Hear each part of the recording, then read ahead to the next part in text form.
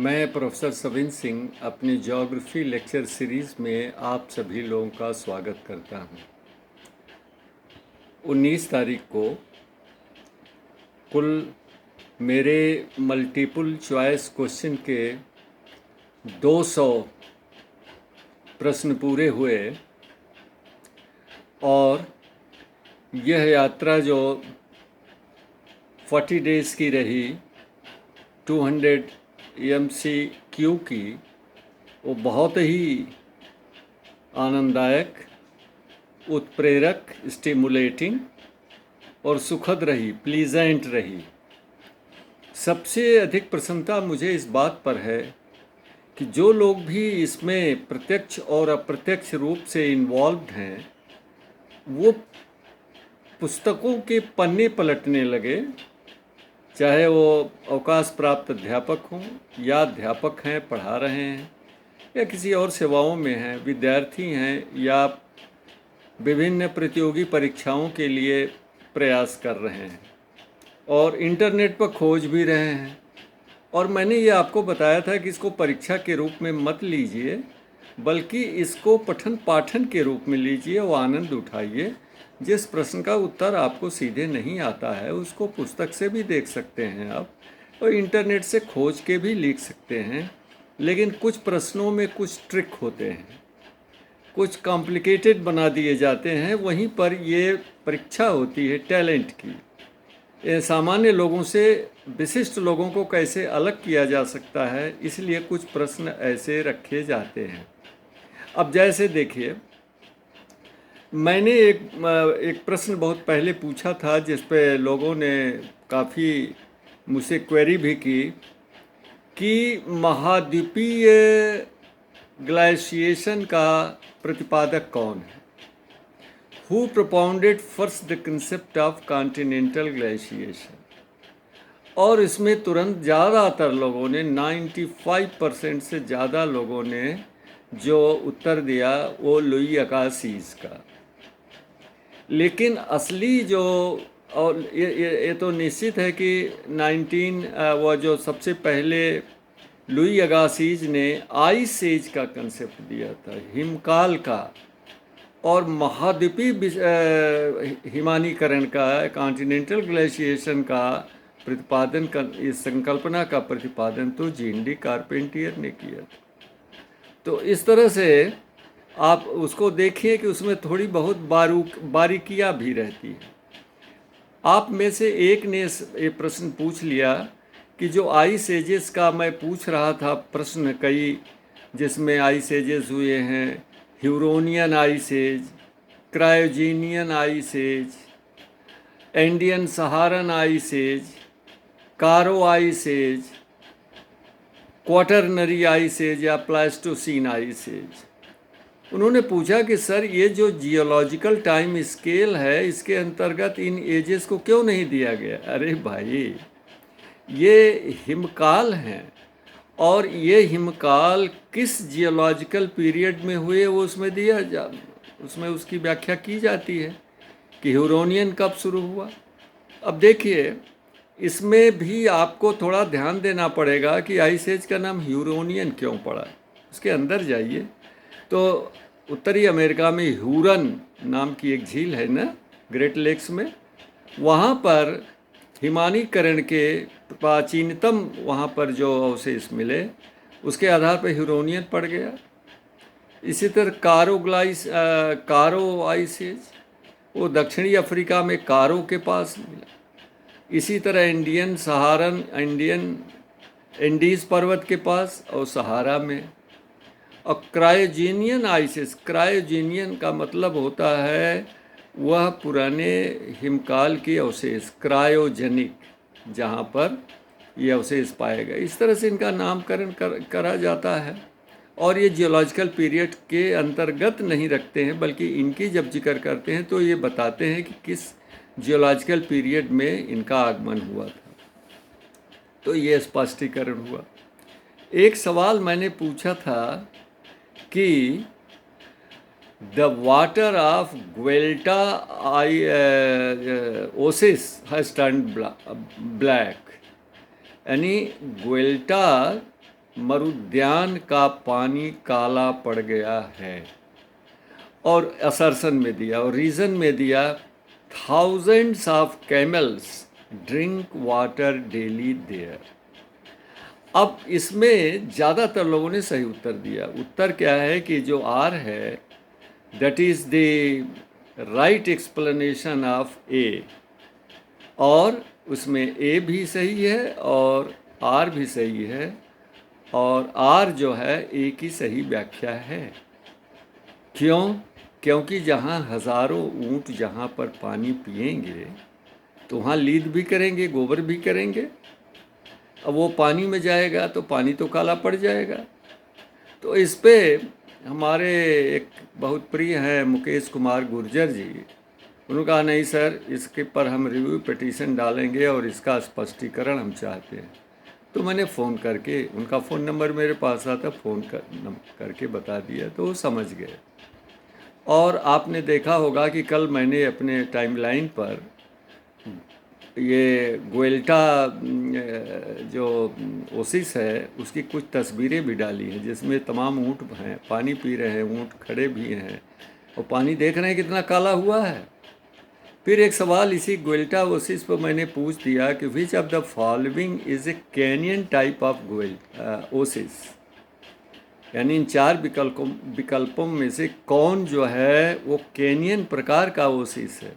इसका भी उत्तर वही गोयल्टा है। तो आप में से बहुत से लोग परेशान हुए, कैसा बहुत कहीं मिला ही नहीं। अरे भाई, आप जो है ये गूगल पर अगर आप टाइप करते कि इमेजेस ऑफ गोयल्टा ओसिस, तो ये सारी जो है तस्वीरें उसमें आ जाती, उसी में से लेके मैंने डाल दिया। ये उत्तर हो गया आपका। फिर ये देखिए, एक बताऊं मैं कि ये पहले, सबसे पहले मैंने ये पूछा था कि हिमाचल प्रदेश में ब्यास नदी की जो दक्षिणी सहायक नदियां हैं वो है मौसमी होती। The southern tributaries of river Beas in Himachal Pradesh are seasonal. ये मैंने असर्शन में दिया। और रीज़न में दिया कि the southern tributaries of Beas river in Himachal Pradesh are rain fed. अब इसमें बहुत से लोग जो है वो चकरा गए। एक दिन और प्रश्न मैंने पूछा कि northern tributaries of Beas river in Himachal Pradesh are perennial, और रीज़न में दे दिया कि आई डोंट रिमेंबर एग्जैक्टली कि स्नो फेड और हाँ ये मतलब मैंने ये दे दिया कि दे आर स्प्रिंग फेड। अब देखिए, नदियाँ जो होती हैं विभिन्न जलवायु प्रदेशों में अलग अलग रूपों में ये जलवायु से संबंधित होती है। जहाँ मौसमी जलवायु होती है, सीजनल क्लाइमेट होती है, यानी वर्षा जो है एक निश्चित समय में होती है, साल भर नहीं होती है, वहाँ पर जो रिवर जो रेन फेड होती हैं, यानी वर्षा से जिनमें जल आता है, वो हमेशा सीजनल होती हैं, परमानेंट नहीं होती हैं, पेरेनियल नहीं होती। जैसे हमारे भारत में मौसमी जलवायु है, मानसूनी जलवायु है, 3-4 महीनों में ज़्यादा बरसात होती है, तो उस समय जो नदियाँ उससे बनती हैं वो सीजनल होती हैं। लेकिन जो नदियाँ या तो झरने से जिनमें जल आता है, स्प्रिंग फेड होती हैं, या जो स्नो फेड होती हैं, वो परमानेंट होती हैं, पेरेनियल होती हैं। तो snow fed rivers are always permanent in every climate, spring fed rivers are always perennial in every climatic region, but rain fed rivers are seasonal in seasonal climatic region, जहाँ पर seasons बदलते रहते हैं। तो गोमती नदी पर मैंने एक सवाल पूछ दिया था कि एक दिन पहले ही पूछा था कि गोमती नदी का सोर्स क्या है। Gomti is a big river in Uttar Pradesh. इसका सोर्स में तो मैंने एक नाम दे दिया, फुलहर झील। गोमर झील है, उसका नाम फुलहर झील भी है। तो उसमें बहुत से लोगों ने सही उत्तर दिया, इंटरनेट से ले लिया और दे दिया, क्योंकि सबको याद रहना ज़रूरी नहीं है। फिर मैंने एक दिन अभी कल ही या परसों पूछ दिया था कि Gomti river is a perennial river assertion में। रीज़न में मैंने पूछा कि this is spring fed river, तो उसमें बहुत से लोगों ने गलतियां कर दी, बहुत से लोगों ने गलतियां कर दी। और देखिए, ये जो गोमर झील है, द गोमर झील is maintained through the water received from springs. उस क्षेत्र में बहुत से, पीलीभीत ज़िले में बहुत से वहाँ पर झरने हैं जिनकी वजह से पानी इकट्ठा होता है, तो वो गोमर झील बनी है। उससे गोमती नदी निकलती है, इसलिए गोमती नदी को आप कहेंगे कि वो झील से निकली है। भाई झील से निकली है, लेकिन झील बनी कैसे? वो तो झरने के पानी से बनी। इसलिए Gomti river is spring fed and therefore it is a perennial river. तो इन सब चीज़ों पर आप ध्यान दें और पढ़ें। बड़ी अच्छी बात है कि आप आर्गू करते हो, मुझे बहुत अच्छा लगता है। एक ने हमारे मैसेंजर पर पूछ लिया कि please explain how Gomti river is spring fed. मैंने उसको समझाया। उसने जानते हैं क्या कमेंट लिखा कि मैं उत्तराखंड में पीएचडी कर रहा हूँ, मेरे साथ कुछ और साथी भी पीएचडी करें जो इलाहाबाद यूनिवर्सिटी के प्रोडक्ट हैं, शराब के विषय में बहुत चर्चा करते थे। मैंने सुना था, लेकिन आज जिस तरह से हमारे प्रश्न का आपने उत्तर दिया, लिख कर के दिया, लगा कि आप कितने जानकार जो हैं सो है ही हैं, आप कितने विशाल हृदय के हैं। बड़ा अच्छा लगा ये सुन करके, लेकिन हमें भी अच्छा लगा आर्गू करने पर। तो इस तरह से जो मैं ऑब्जेक्टिव क्वेश्चन आपको दे रहा हूँ, वह आपके विषय के अंदर जो चीज़ें अछूती रही हैं वो मालूम हो जाएंगी। जैसे इधर मैं चैनल मॉर्फोलॉजी पर कुछ सवाल दे रहा हूँ, और ये चैनल मॉर्फोलॉजी का पाठ जो है वो पश्चिम बंगाल और इलाहाबाद यूनिवर्सिटी को छोड़ के, बनारस हिंदू यूनिवर्सिटी को छोड़ के, पूना यूनिवर्सिटी को छोड़ करके बाकी कहीं पढ़ाया ही नहीं जाता है, इसलिए उसके विषय में अनभिज्ञ हैं। मैंने एक प्रश्न डाला था कि अलूवियल चैनल में निम्न में से कौन उसके मॉर्फोलॉजी को प्रभावित नहीं करता है?